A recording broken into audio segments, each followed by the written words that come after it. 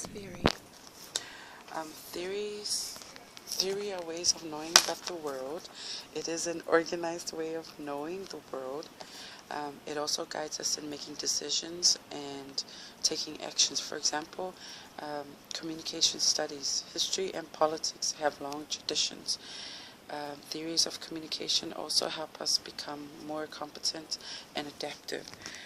Organized way of knowledge, and it is also processed by observation and experiences, and it is also a tested assumption. Why is theory useful? Theory is useful because it helps us develop our logical thinking, develop our knowledge, and assist with the systematic process of any form of knowledge. It's useful in specifying social science theories and concepts. Why is theory different? Theory is based on hard evidence. It is not always the truth. It is always incomplete.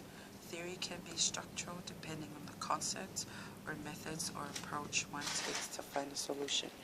It is different to ideology, and because ideology is based on similar ideas but different perspectives, like prophets, religious.